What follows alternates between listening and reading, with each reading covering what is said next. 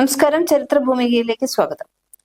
1943 Philadelphia naval ഷിപ്പ്യാർഡിൽ നടന്ന സംഭവമാണ് Philadelphia പരീക്ഷണം. പെട്ടെന്ന് ഒരു കപ്പൽ അപ്രത്യക്ഷമാവുക, അതേ കപ്പൽ തന്നെ മറ്റൊരു രാജ്യത്ത് അതേ സമയം നങ്കൂരമിടുക, അടുത്ത സെക്കൻഡിൽ തിരിച്ച് ആദ്യം കണ്ടിടത്ത് തന്നെ എത്തിച്ചേരുക. അതിശയകരമായ ഈ സംഭവം യഥാർത്ഥത്തിൽ നടന്നത് തന്നെയാണോ എന്ന സംശയം ദീർഘകാലം നിലനിന്നിരുന്നു. 1943 ഒക്ടോബർ 28-ന് വൈകുന്നേരം കൃത്യം 5:15-ന് ഫിലാഡൽഫിയ തുറമുഖത്ത് നങ്കൂരമിട്ടിരുന്ന യുണൈറ്റഡ് സ്റ്റേറ്റ്സ് നേവിയിൽ നിന്നുള്ള ഡിസ്ട്രോയർ അപ്രത്യക്ഷമാകുന്നു. ഏതാനും മിനിറ്റുകൾക്ക് ശേഷം 500 കിലോമീറ്റർ വടക്ക് നോർഫോക്കിന് മുന്നിൽ യുദ്ധക്കപ്പൽ പ്രത്യക്ഷപ്പെട്ടു. പിന്നീട് അത് വീണ്ടും ഒരിക്കൽ കൂടി അപ്രത്യക്ഷമായി ഫിലാഡൽഫിയയിലേക്ക് തന്നെ മടങ്ങിയെത്തി. US-ന്റെ നാവിക കപ്പലുകളുമായി ബന്ധപ്പെട്ട് നിരവധി ദുരൂഹതകളാണ് കേട്ടിട്ടുള്ളത്. കീർസാജ്, നിമിറ്റ്സ് തുടങ്ങിയ കപ്പലുകളെ UFO-കൾ പിന്തുടർന്നിട്ടുണ്ട് എന്നും മറ്റും അനേകം അഭ്യൂഹങ്ങൾ ഇടക്കാലത്ത് പുറത്തിറങ്ങിയിരുന്നു. ചില വീഡിയോകളും പ്രത്യക്ഷപ്പെട്ടിട്ടുണ്ട്. എന്നാൽ US പടക്കപ്പലുകളിൽ ദുരൂഹതയുടെ പുകയിൽ നിൽക്കുന്ന ഏറ്റവും പ്രശസ്തമായ കപ്പൽ ഏതാണെന്ന് ചോദിച്ചാൽ അതിനുത്തരം USS എൽറിഡ്ജ് എന്ന് തന്നെയാണ്. 1943 ഒക്ടോബർ 28-നാണ് ഇതിനാധാരമായ സംഭവം നടക്കുന്നത്. രണ്ടാം ലോക യുദ്ധകാലമായിരുന്നു അന്ന്.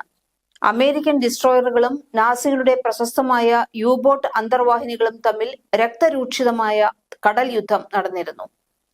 നാവിക കപ്പലുകളെ ശത്രു റഡാറിന് അദൃശ്യമാക്കുന്ന സാങ്കേതിക വിദ്യ സർക്കാർ സൃഷ്ടിക്കുന്നുണ്ട് എന്നും ഫിലാഡൽഫിയ നേവൽ ഷിപ്പ്യാർഡിൽ അത് പരീക്ഷിക്കും എന്നുള്ള ഒരു കിംവദന്തി അവിടെ ആകെ പരന്നിരുന്നു.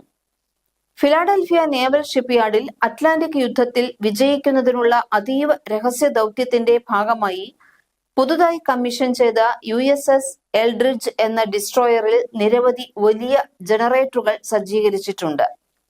യുദ്ധക്കപ്പലിനെ ശത്രു റഡാറിന് അദൃശ്യമാക്കുന്ന ഒരു പുതിയ തരം കാന്തിക ക്ഷേത്രത്തിന് ഊർജം പകരുന്ന ജനറേറ്ററുകളാണ് രൂപകൽപ്പന ചെയ്തിരിക്കുന്നത് എന്നായിരുന്നു സംസാരം. വിമാനത്തിൽ മുഴുവൻ ജോലിക്കാരും ഉള്ളപ്പോൾ തന്നെയാണ് സിസ്റ്റം പരിശോധിക്കുന്നതിനുള്ള സൈറൺ മുഴങ്ങിയത്.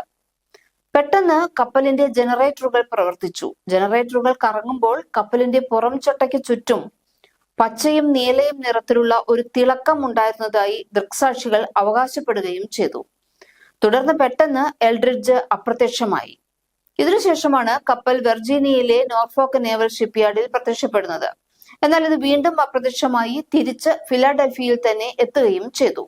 കപ്പലിൽ ഉണ്ടായിരുന്ന നാവിക സേനാംഗങ്ങൾക്കെല്ലാം തന്നെ ഇതിനെ തുടർന്ന് ഗുരുതരമായ ആരോഗ്യ പ്രശ്നങ്ങൾ ഉണ്ടായി. ചിലർക്ക് മാനസിക പ്രശ്നങ്ങളും ഉണ്ടായി.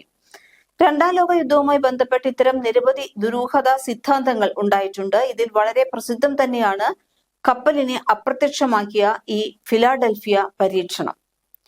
മോറിസ് കെ ജെസപ്പ് എന്ന ഗവേഷകനുമായി ബന്ധപ്പെട്ടാണ് ഈ പരീക്ഷണം പ്രശസ്തി നേടുന്നത്.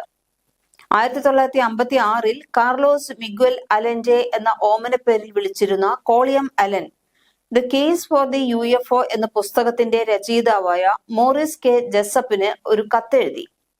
ഇതിൽ തിരിച്ചറിയാത്ത പറക്കുന്ന വസ്തുക്കൾ കൂടുതൽ പഠനത്തിന് അർഹമാണെന്ന് അദ്ദേഹം വാദിച്ചിരുന്നു.